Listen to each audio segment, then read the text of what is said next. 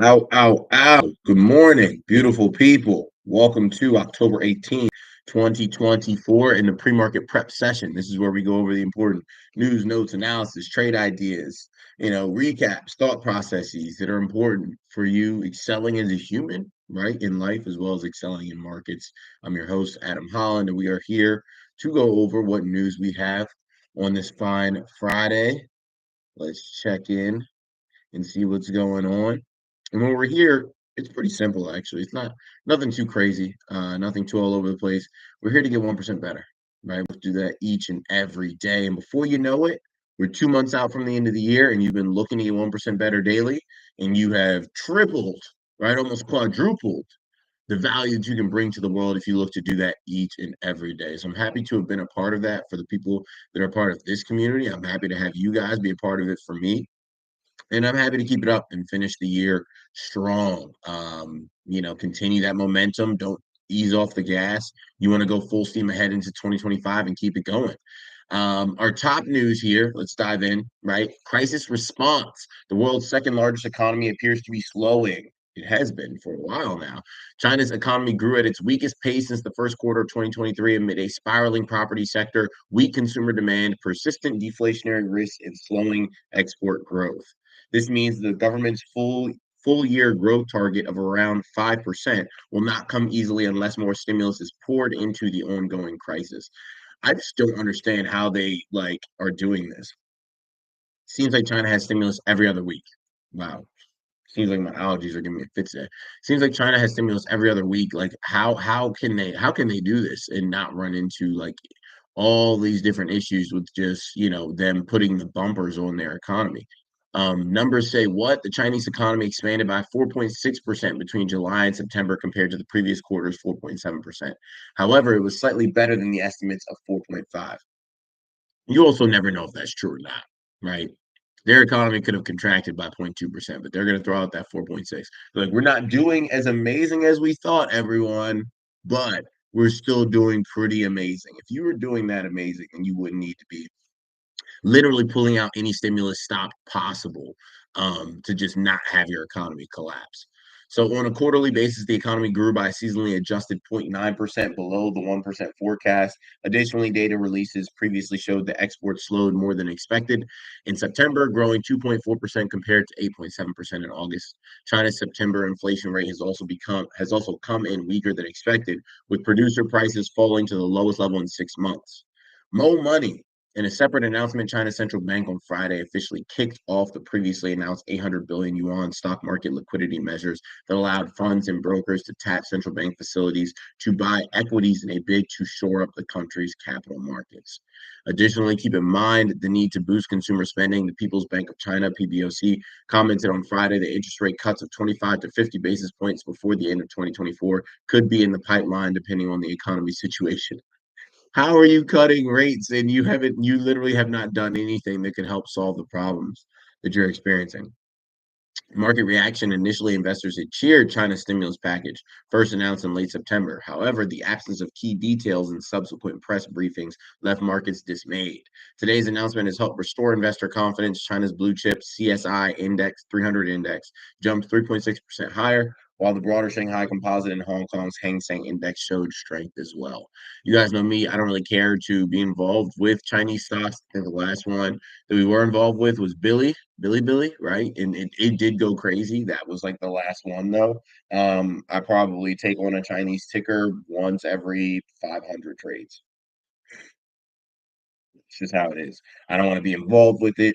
Too much craziness going on. Oh, there's stimulus. Oh, there's not. Oh, there's this. Oh, there's that. This new law happened overnight.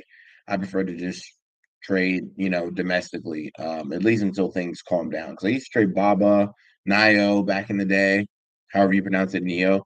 Baidu, JD, not anymore. Not anymore. Too much craziness going on. Now let's see here. In terms of today's markets, mixed bag. Looks like more green than red though. In Asia, Japan up 0.2%, Hong Kong up 3.6, China up 2.9, India up 0.3. The footy in London down 0.2, Paris up 0.5%, Frankfurt up 0.1. The Dow flat, S&P up 0.1, Nasdaq up 0.3, crude down 0.5%, gold up 0.8, Bitcoin up 1.4%. Today's economic calendar, 9:30 a.m. Remember the Fed Bostic speaks. Kashkari and Waller also speak. No one except Kashkari really moves markets, so as long as he doesn't say anything crazy, things won't go wrong. But if you do see something wild happening at 10 a.m., remember that he's on, right? And he could be causing it. And from there, we're going to finish up with our rapid fire stock news rundown. World's largest ETF hits historic milestone as it crosses 600 billion in AUM.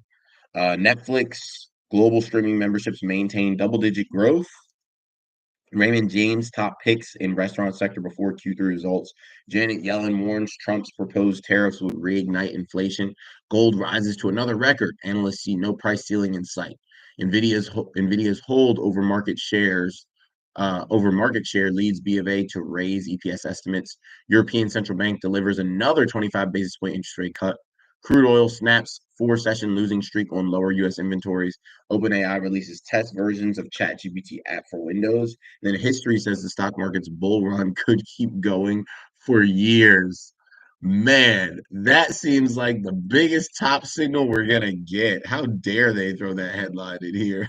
History says, of course, historically over time, over the course, especially using an aggregation period of years, right? Or if we're talking years, yes, the stock market continues up. Yes, the bull run continues. That's how it's set up, right? Companies inherently will continue to make new discoveries and find more efficient way and effective ways of doing things and provide more value to the world and make more money. So overall, yes, the world will be continue to become more productive over time and make more money based off of these huge companies. So yes, it will go up, but that is like the most ridiculous baity headline I've ever seen. History says the stock market's bull run could keep going for years. Essentially, be my exit liquidity so I can sell these positions and get the heck out while you believe this absolutely ridiculous blanket statement that I tell you. It's crazy. It's crazy, but they understand that people see that and they don't require anything more. And I want to establish an environment where people require more, right? I require more information than you just telling me X and demanding that I do Y, and I have no idea why, and then I end up screwed, right? Um, you want to ask questions, you want to investigate, you want to go 2, 3 layers deep each and every time. And if you do this, you'll end up being the person that is best positioned instead of that person that is positioned to feed the next, right? Because that's how they do. They set you up. Hey, go ahead and do this. Why? Oh, throw a few numbers in there. Oh, it sounds good. Nice. I'll do it. Oh my God. I just got in NVIDIA and we dropped, 15%. What the heck? They told me it was going to keep going up, right? They have absolutely no, vested interest in how you're doing. So you have to take an active vested interest in how you're doing. And you investing in that is getting 1% better daily. So let's continue to do that. Let's aim to do that over the weekend too. Wake up early on Saturday if you can. Um, and get some work in before you get that chill in, before you get those activities in. Earn those days. That's how I like to see it. Come back ready to hit the ground running next week. I love it. I'm excited to keep doing more of it. Have a great rest of the day. I'll see you on Monday right here on YouTube for our next pre-market prep session. Have a good one.